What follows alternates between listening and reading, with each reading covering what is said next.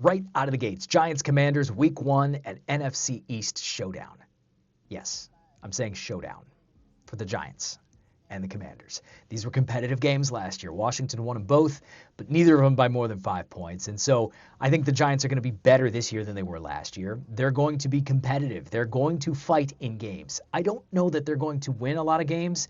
Maybe you've heard the Giants have the toughest strength of schedule in football this year, starting with the Commanders, who are not going to be easy. That's a team that is going to contend this year, in theory, out of the NFC East. The Giants are a team that wants to contend eventually.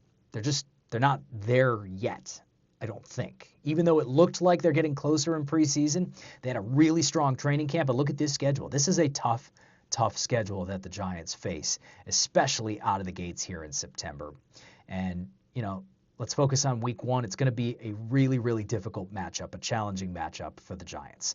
Jayden Daniels, Offensive Rookie of the Year last year, and a guy that is a mismatch for just about any. He's a headache for defensive coordinators and defenses to have to defend against because he presents so many different looks and such skill. This is a guy that could be an MVP this year. So Brian Daboll talked a little bit this week about what it is like to face Jayden Daniels and how much of a challenge that is. So I want to start there. Let's hear Dave's on Daniels. Yeah, he's a very challenging quarterback to defend in all areas, and you said it was a good question. He's able to make plays with his feet, running the football in design runs and zone reads and counter reads. The RPO game, which he's exceptional at. His downfield passing is excellent, and then he keeps plays alive with his eyes downfield and makes plays. He's a tremendous football player. He was that way at LSU. He was that way at Arizona State. He was that way his first year. And he's got a great cast around him, and Cliff does a great job. He's a challenging player. That's why they won so many games last year. That's why they came from behind.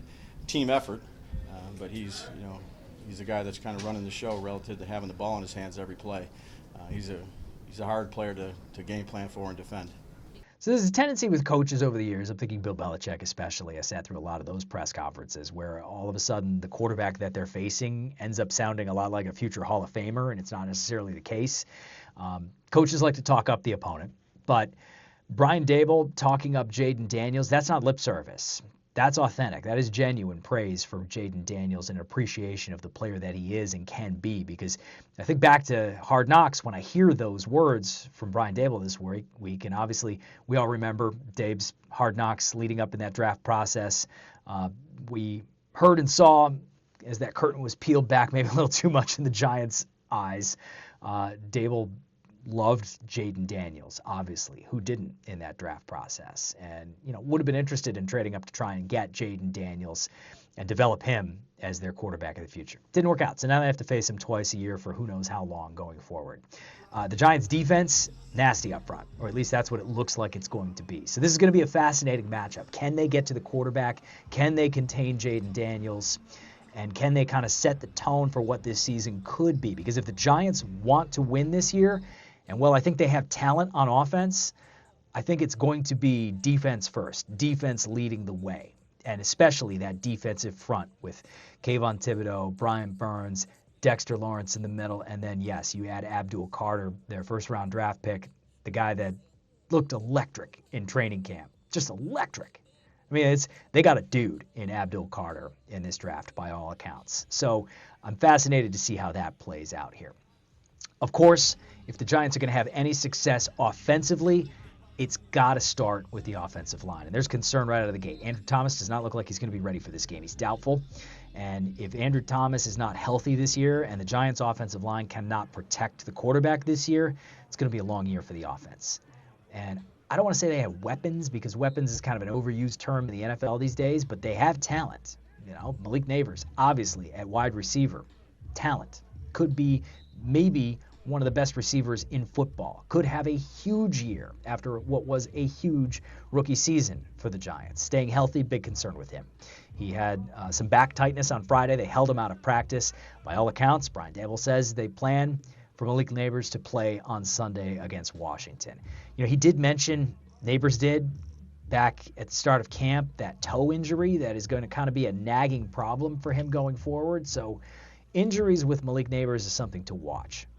Russell Wilson, This is his team right now. Yes, Jackson Dart looked brilliant in the preseason. Jackson Dart's going to be QB2 going into this game against the Commanders, but this is Russell Wilson's team, and this is his offense, barring injury, barring, a complete setback or depreciation of his skill level, and he's going into year 15 now. He's a veteran.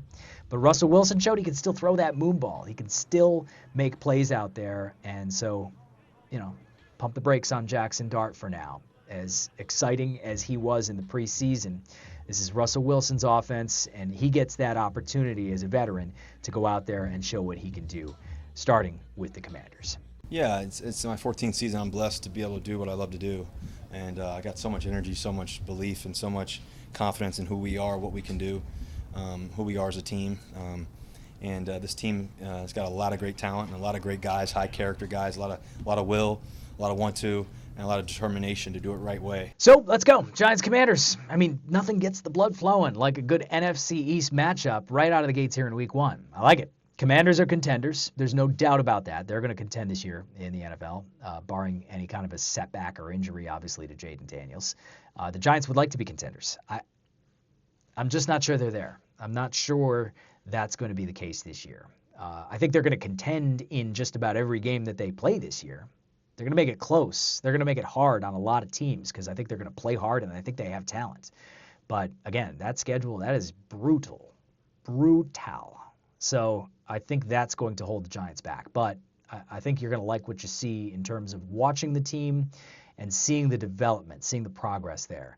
And look, Joe Shane and Brian Daboll, I think, have bought themselves more time on the job, despite what we're hearing about hot seat. And I think there's a lot of hot takes out there about hot seats, especially when the season starts. Everybody likes to say, oh, who's the coach that's on the hot seat? Who's the GM that's on the hot seat? And I think this time last year you could have made that case. But John Mara, yeah, he wants to see improvement. He wants to see wins.